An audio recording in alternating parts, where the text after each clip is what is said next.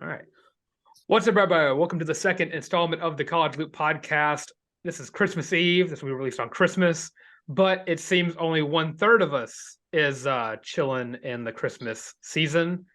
Tarr, Daniel Locke, also in the show, not wearing any Christmas at all. Bunch of Scrooges on this show, I swear. I feel targeted right now. You are targeted. Merry too. Christmas. Where's your holiday spirit at? Y'all both Merry on the Christmas naughty to all the list over listeners out there. Merry Christmas to all of our listeners and actually everybody who celebrates except for Dylan Larck because he's calling me out right now. Hey, I'm sitting here in a Christmas hat and a Star Wars Christmas shirt, drinking out of a Wally Moose cup. I'm celebrating the season of dreaming by wearing a Georgia Tech shirt. All right? That's close enough. I know. Let's go.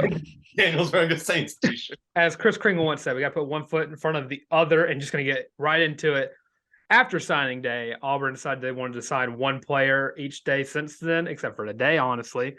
But I believe it was Thursday they signed Rivaldo Fairweather, tight end from Florida International. And yesterday signed Dylan Wood, a offensive tackle from Tulsa. Wade. Is it Wade? Yeah. I swore it was Wood. But Wade. Dylan Wade, might I add, he spells Dylan wrong, but we won't get into that right now. But yeah, another of the sixth offensive line recruit that Hugh Freeze has picked up since his, 2 weeks ago since he's been here? Huge pickup. 4 weeks at this point, but yeah. Has it been 4 weeks? 3.5. Man, time flies when you're having fun. Gotta But be honest. speaking of offensive line, if you got 2 seconds, let me talk about Dylan Wade for a second.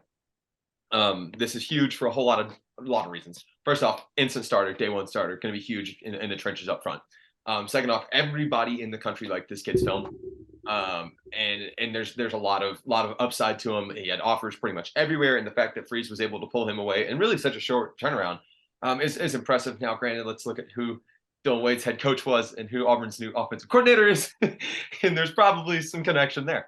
But Maybe. Also, at the same time, I think that this is a great pickup, and I'm very excited. I'm sure Auburn fans are ecstatic. They should be. This is going to be huge and it's impacting guys. I think Auburn's offensive line might not suck next year.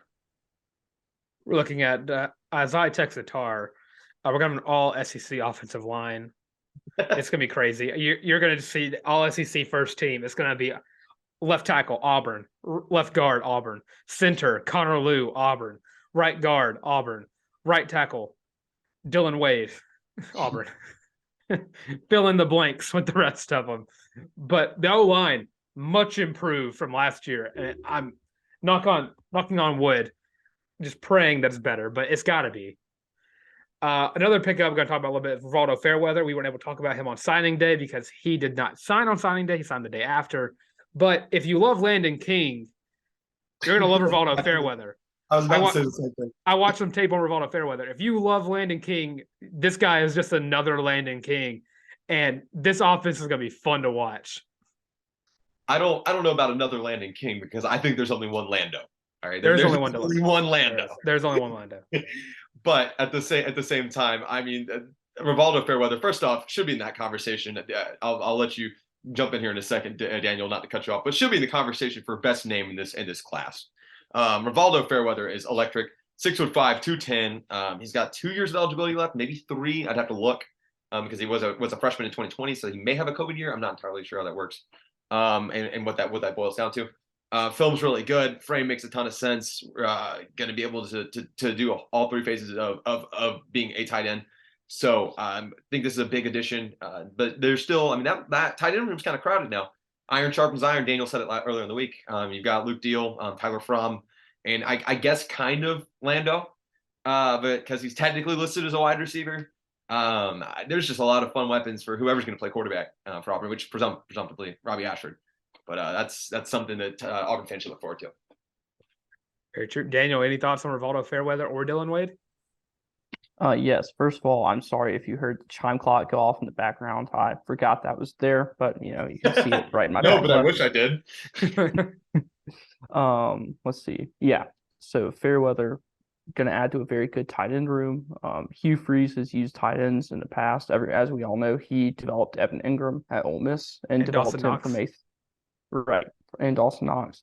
develop those guys from 3-star recruits to first-round draft picks. So I think he can do that again. And the offensive lineman, what's his name? Dylan Wade. Dylan spelled wrong. Gotcha. He's going to add a lot of depth to an already growing O-line room, and I'm really excited to kind of see what the end goal is there. And his connection with Philip Montgomery made sense to me. I mean, Montgomery recruited him at Tulsa. It's kind of felt like a lockup to me when it came down between Auburn and USC, correct? Trojan at University of California. And I was kind of never worried. It just made sense. So that both very big additions to the Auburn class that I think is going to composite. Guys, I think it's going to wind up being top 15 because there's still 2 big dogs that we'll talk about when we get to get a little closer and get a little more information, get closer to February signing day period. But there's 2 big fish left that Brother Hugh's going to try to Yahtzee. So. So what Tarr is saying there is Auburn's going to have the first team All-SEC offensive line and the second team All-SEC offensive line. So we're going to have 10 guys coming through here. But as Tarr said earlier, talking about the quarterback room, right now we're all assuming and pretty much know it might be Robbie Ashford's offense to run next year. But there are some guys who are getting connected to Auburn. If you follow college football heavily, you'll know there's a dog from Oklahoma State named Spencer Sanders who just came off a really good year. And go back and listen to the Eagles Nest episodes from the fall of 2021, and you'll know how much I love this guy. Yeah, he's a Gundy man, and if you love Mike Gundy, you're second to Tarr. Tarr loves some Gundy. But Spencer Sanders, big arm quarterback, kind of a dual threat. He doesn't really use his legs as much. He likes to throw it. But he is a Hugh Freeze type quarterback. Like if you look at the Bo Wallaces of the world and Chad Kelly, he is a Hugh Freeze typical quarterback. But Robbie Ashford can also be compared to like a Malik Willis in the sense of Hugh Freeze likes these quarterbacks that are deadly on either the land or the air. Tarr, any thoughts on Spencer Sanders?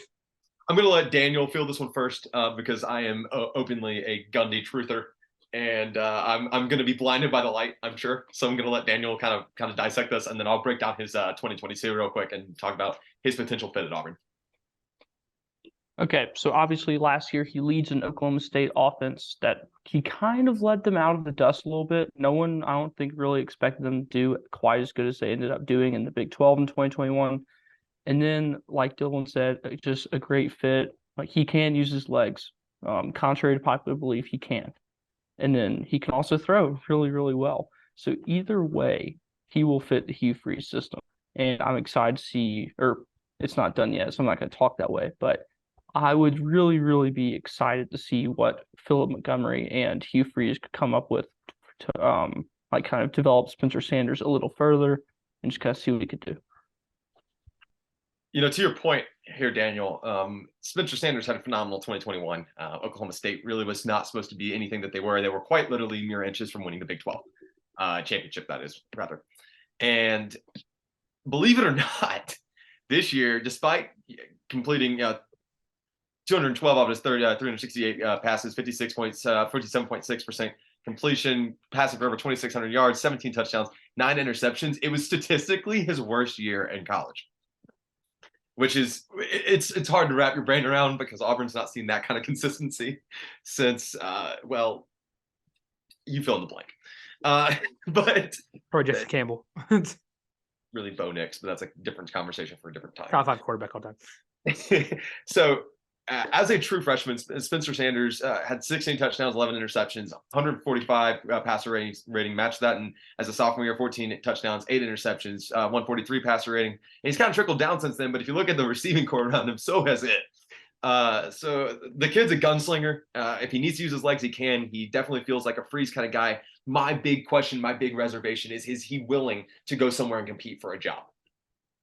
I think that there's a real world where there's mutual interest right now, but I think that there's a world that Sanders doesn't know if this is his job. And quite frankly, I couldn't tell you if Spencer Sanders would be able to beat out Robbie Ashford because I'm not to quote Brian Harsin, but I'm not in those meetings. But really, it's a good fit. I don't know if it's the best fit for Spencer. And quite frankly, I don't know if it's the best fit for Auburn. So I think that there's a ton of potential there. I think there's a high upside. If he winds up being your starter for Auburn, you should be excited. At the same time, do you waste a year of Robbie Ashford development on that? It's a question, right? Oh, yeah. But I do think Spencer Sanders is on the same line of with Sam Hartman, who could also be joining the transfer portal very soon. It's like, do you want to play another year, or do you want to try to test out the waters in the NFL draft a little bit?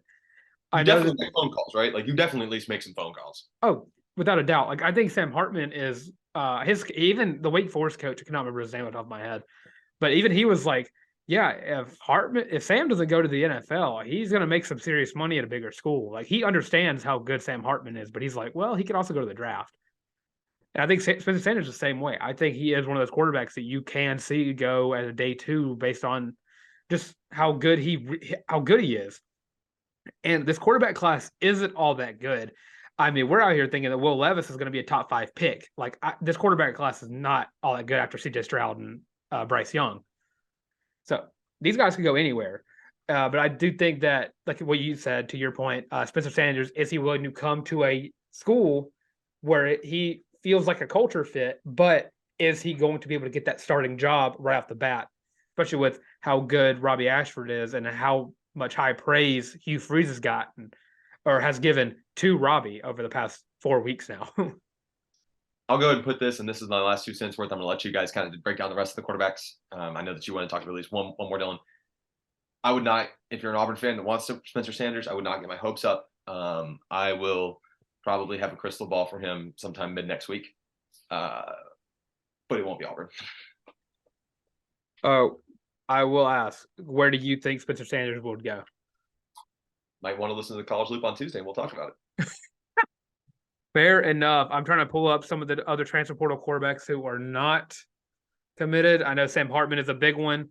Grayson McCall is another big one that is not, but Tarr has informed me that he might be out. Is it because of his major? I feel very strongly about, first off, Auburn needs to add sports management. Period. Period. Yes. Yes. As an alumni, yes. Get that on campus now. But Grayson McCall will not be a member of Auburn, of the Auburn football program ever. I can say that with almost utmost certainty. And once again, if I'm wrong, clip this one, clown me later. Yeah. There are some. I mean, you would have to change his major.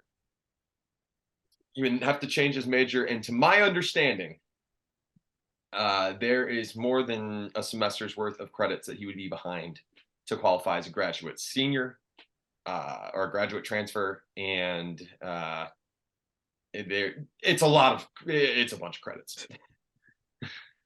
But yeah, just to name off some of the other guys who are still in the portal, McCall has been getting a lot of. He had a little bit of Auburn leeway going on, but that's passed. Spencer Sanders is now the big guy on campus per se. But guys like Hudson Card, Brennan Armstrong is still in the portal. Ole Miss guy with Luke Altmaier, but he has all the same like skills as Robbie Ashford, but he's like a tenth of the quarterback that Robbie Ashford is. He's just not as good. He's just not as good. Malik Hornsby, another guy who just plays like Robbie Ashford, but again, not that good. But yeah, Spencer Sanders, McCall. I want to say Hank Bachmeier, or are we just done recruiting guys from Boise State? You would hope, right? I do think an interesting one, and Daniel, I'd really be interested to hear your thoughts on this. And if you don't have a super polarized opinion, that's completely fine. I think Hudson Card's an interesting conversation. Yes. Because he's not anything like Robbie Ashford. He's more of a pocket passer. He can use his legs a little bit, but more of a true pocket passer, pro-style quarterback. He's like a Bo Nix. Yeah, you kind of think that, right? And Daniel, I'm interested to hear your thoughts if you've really given this any thought. I'm maybe just a weirdo that has kind of envisioned Hudson Card playing quarterback for Auburn because I think he's competent. I do think he's okay. I'm curious, I definitely can see it. Curious what you would think about that kind of fit there with the free system. Sure. So, like I know Dylan said this once, I've said it once. I think it's relevant, so I'm going to say it again. Hugh Freeze has used all different types of quarterbacks. He's used your pro style. He's used like Bo Nix-esque quarterbacks. He's used Chad Kelly. So a wide variety of abilities have been used. So personally, that's why under Freeze, I'll never rule out any type of quarterback unless there's an overlaying circumstance, such as not having his major or him being a semester behind or whatever the outside factors may be. Hudson Card, I think, fits and checks a lot of the boxes. He's not going to start over Ewers. Okay, he's just not. Right, So, and he's definitely not starting over Arch Manning. no, No. yeah, I forgot about that. Definitely not. Well, even So- Arch Manning is going to be a red shirt more than likely. Yeah. So yeah, I think it checks all the boxes and definitely could happen. But really, and I'll just say this before I forget, I don't really care who I want Robbie to be the guy, but I want him to have a battle because I don't want him to go into the offseason and in the spring and summer thinking he's got this one because that's what we saw with TJ Finley last year. You can't convince me that that guy thought with. I don't think the quarterback competition was really much of a question because it means Zach Calzada was hurt. So he never really, I don't think, posed a threat to TJ because when he first committed to Auburn in the portal, everyone was like, okay, that's it. That's the guy. And he never stepped on the field for Auburn. So I don't really care who we get. I just want them to give Robbie the battle of his life. So that way Robbie can know, like, okay, like I'm vulnerable here. Like I've got to keep working to maintain my spot.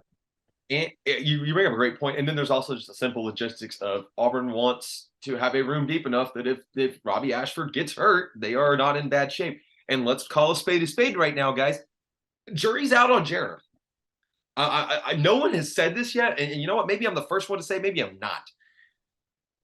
Kid looked lost when he had to play a little bit last year. And that's a fact. And a lot of that's being a freshman. But we haven't seen a whole lot of tape from Jarner, even in spring ball. So you want to make sure you've got the right pieces. I'm 100% with you, Danny. Yeah, and I mean, just looking at the portal more, does Auburn go after any more positions besides O-line and quarterback in the portal?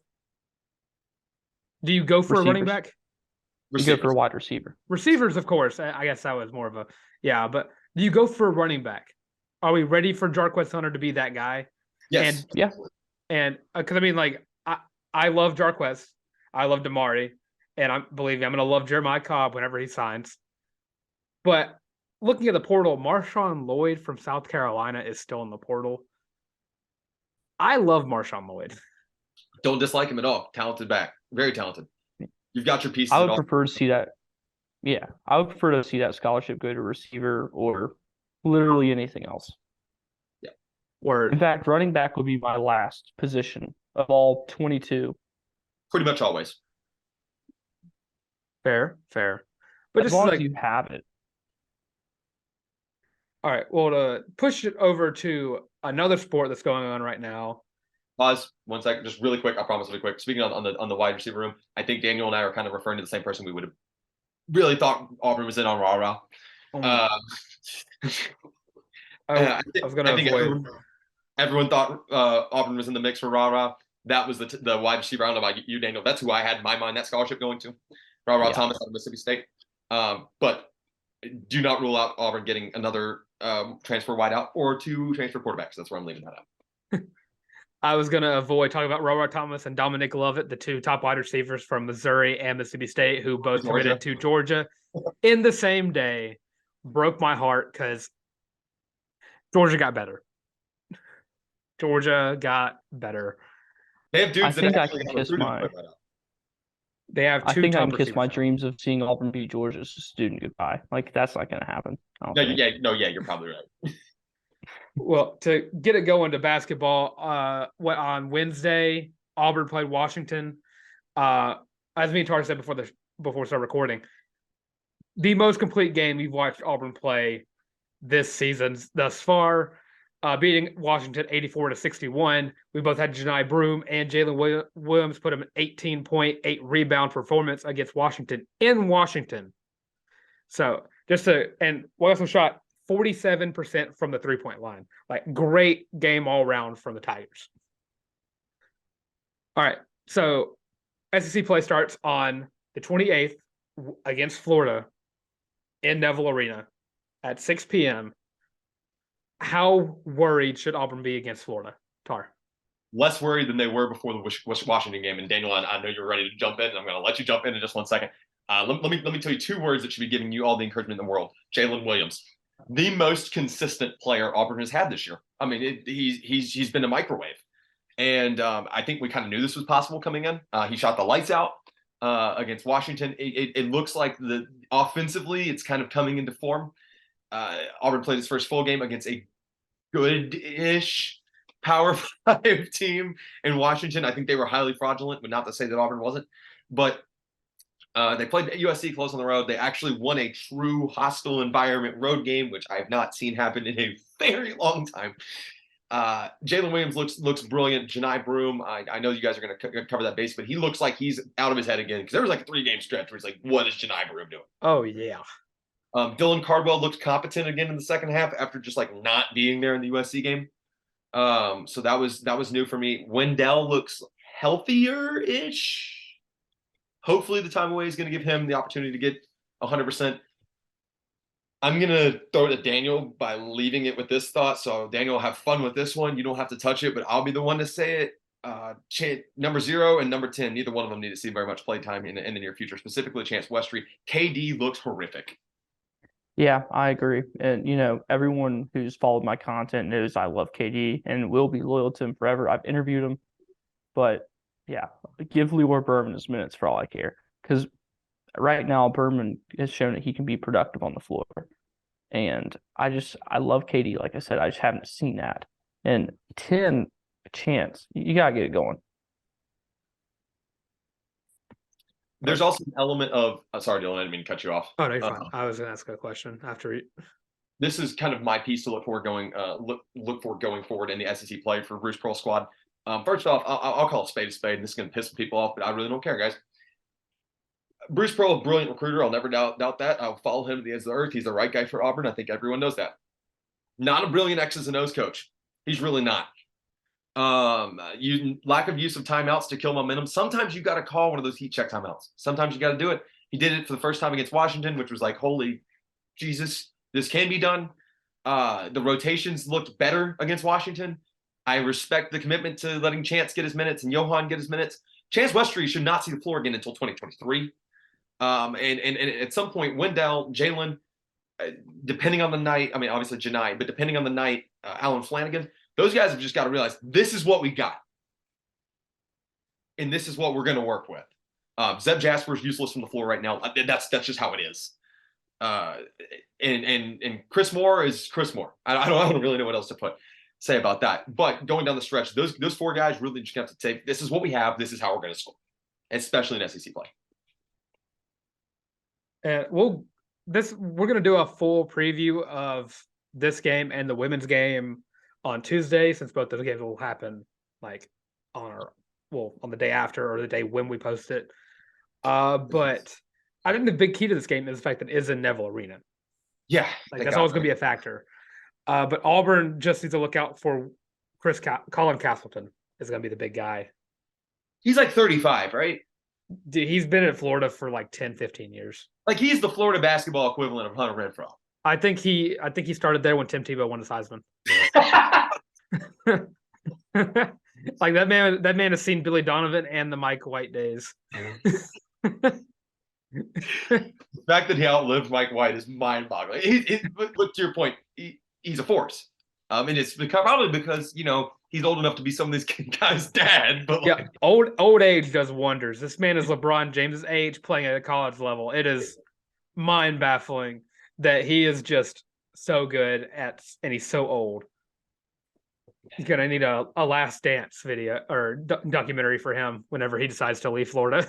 But to just look ahead to women's basketball, they start their SEC play on the 29th at 6 p.m. as well at Ole Miss. And if you didn't know, Ole Miss's arena is called the Sandy and John Black Pavilion at Ole Miss. I don't know if there's a shortened version of that, but that's what it says. The Pavilion. The Pavilion, yeah.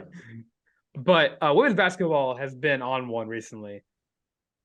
I don't know why the jungle isn't as packed as it is for men's basketball. Women's basketball is legit. And especially with honestly Scott Grayson and Aisha Coulibaly, like y'all are missing out on some fun basketball when the women come to play. I've got a real question for Daniel real quick. Daniel, has there been I think I did the research. There's still not been a game that this entire team has played on the floor at the same time. No. They literally can't get healthy, whether that be sickness or injury wise. Honestly, The Scott Grayson. closest you had was Indiana, because I think someone was ill. But that's it. I can't remember who it was. Maybe it wasn't Carissa. Carissa got hurt. But anyways, this seems ridiculous how no one has been able to be on the floor at the same time. And this team has still been as dominant as they had. Daniel, I'm gonna let you run the point on this one since you're our lead women's basketball guy here. Yeah, so a very, very good team. Like, I think this is the best Auburn women's basketball team in a while. I'm not as familiar as some other people on it. I'm relatively new to this beat, but they are lights out.